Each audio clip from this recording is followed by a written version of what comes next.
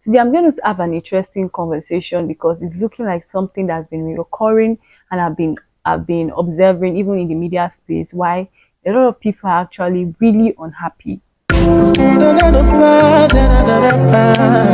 Everything I've been wanting, manifesting from my life.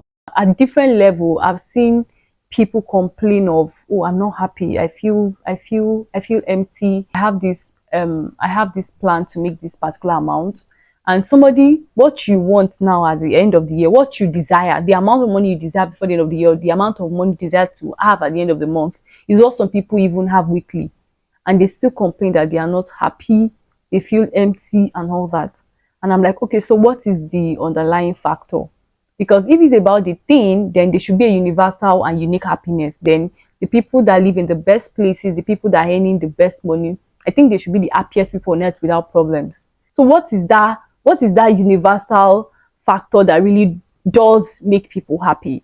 I think from my own experience and from the learnings I've learned and the knowledge I've gained, I could tell that happiness, the state of happiness, the state of joyfulness, the state of excitement, that state where you are and you are just happy, comes from number one, the place of contentment. Contentment, when I say it, is not from not desiring something more, much more, no. It's a place of being at peace with whatsoever season you are in.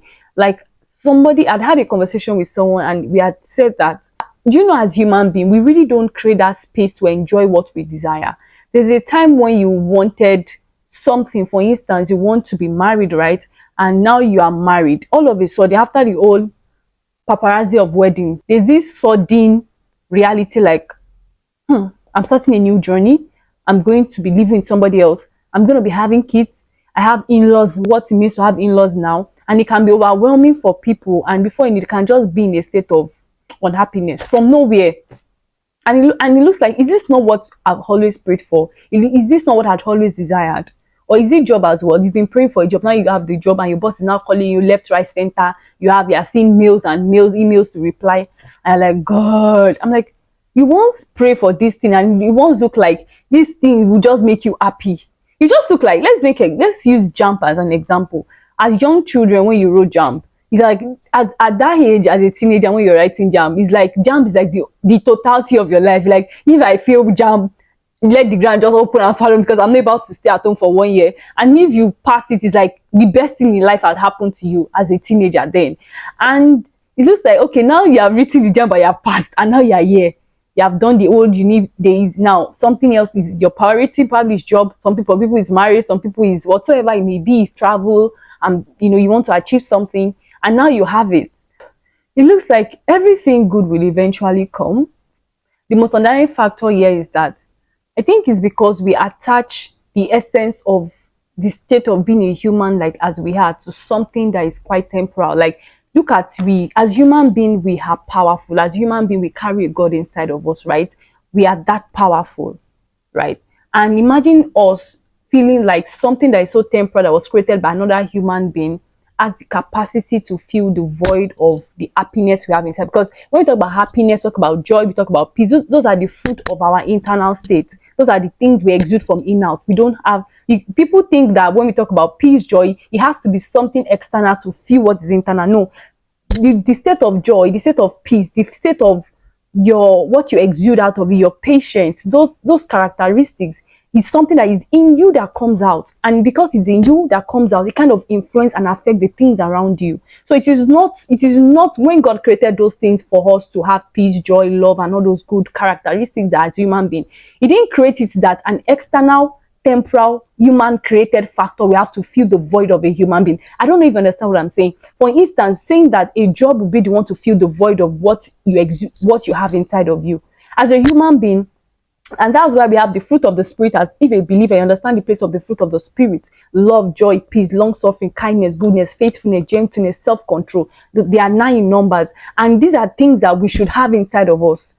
So when you have these things inside of you, it kind of control how you perceive other things that are temporal, other material things that are useful. Because I'm not denying that having a good job or money and cars and all these things are not useful to your human self. They are useful to your human self. But the state, you cannot imagine something, a car that was created by a fellow human being, a job that was created by a fellow human being, a whatever it is that was created by a fellow human being will be the one to fill the void of something that is internal, that is created in the being of a God. I really hope you get what I'm trying to say. So I think the reason why people are unhappy, because I stated earlier that you see somebody that doesn't have a job will complain they're unhappy. Why? They don't have a job, and it's valid.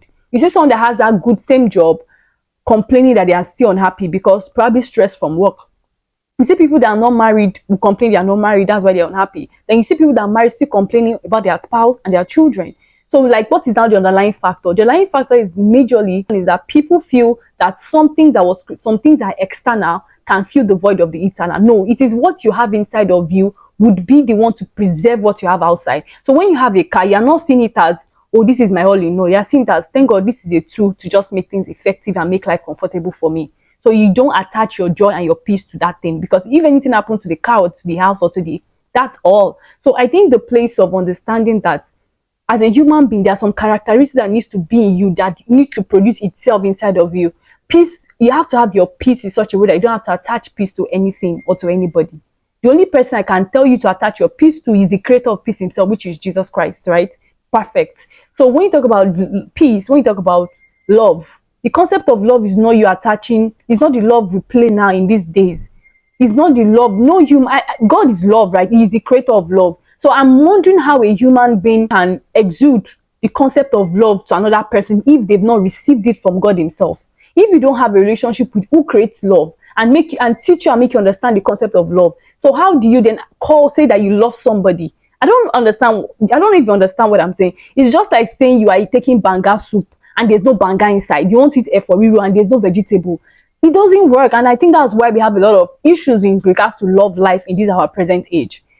So have you ever taken time to understand the concept of love from the lenses of the creator of the love himself? Because it is what you have received from him that you can dispense like this. If I had not received the concept of love and have a relationship with God, I cannot give out love. I can only give what had been given to me by the creator himself. So I think the underlying factor with we human is that we want something that other human being creates, temporal things, to fill the void of what we are as human beings. We are human beings and we are God. He said we are gods and we are children of the Most High. We are here to represent God in different space, in different portions he has ordained us to represent him as a believer. I'm sorry if this might be too kind of deep for you if you are not a believer, but I think this is the best way I can explain, and you can relate it to any areas of your life, in anything you're handling. Or the best I can say is, oh, have the wisdom to know how to love and portion things out to people so you don't get hurt and all those things. That's the best I can say. So as much as I'm talking about the space of happiness, I know that when we talk about the normal regular way of why you are unhappy and why you can't sleep, it could come from lack of diet. Probably you eat a lot before you sleep, you take caffeine, reduce your caffeine. You know, the general common ways, the conventional way of the place of probably stress from work and relationship and the things around you stressing you out. Those things I could have spoken about them, but I really want to just look at what are the underlying factor and why people are really unhappy. If you have any questions or if you feel you want to have a proper contribution to it, let's have it in the comment section.